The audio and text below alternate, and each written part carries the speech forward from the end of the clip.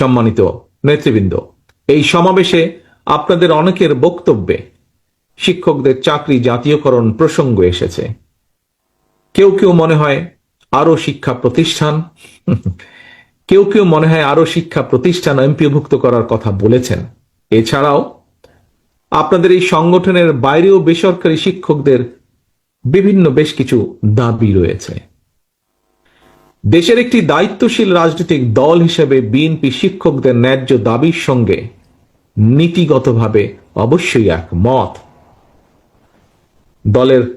আমাদের দলের মহাসচিব সহ স্থায়ী কমিটির সদস্য জনাব আমির খুসরু সাহেব এখানে উল্লেখ করেছেন, আপনাদের বক্তব্য থেকেই উঠে এসেছে এখন পর্যন্ত যতটুকু হয়েছে শিক্ষকদের জন্য বিভিন্ন পর্যায়ে বিএনপি যতবার রাষ্ট্র পরিচালনার দায়িত্বে ছিল অধিকাংশ দাবিগুলো সে সময় পূরণ হয়েছে। কাজেই আপনাদের এগুলো সম্পর্কে আমরা ওয়াকিফাল।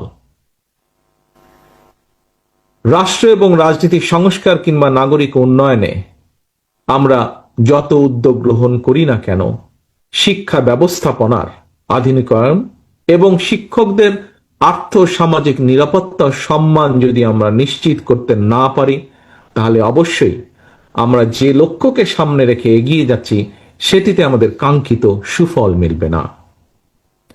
সম্মানিত শিক্ষকবৃন্দ, উপস্থিত অতিথিবৃন্দ, সম্মানিত উপস্থিতিবৃন্দ, জনগণের ভোটে বিএনপি রাষ্ট্র পরিচালনার সুযোগ পেলে অবশ্যই রাষ্ট্রের সামর্থ্য অনুযায়ী শিক্ষকদের আর্থিক নিরাপত্তা বেষ্টনী বাড়ানো কিংবা চাকরি স্থায়ীকরণ কিংবা জাতীয়করণের বিষয়টি ইনশাআল্লাহ ইতিবাচক বিবেচনার জন্য উচ্চ পর্যায়ের কমিশন আমরা গঠন করব ইনশাআল্লাহ।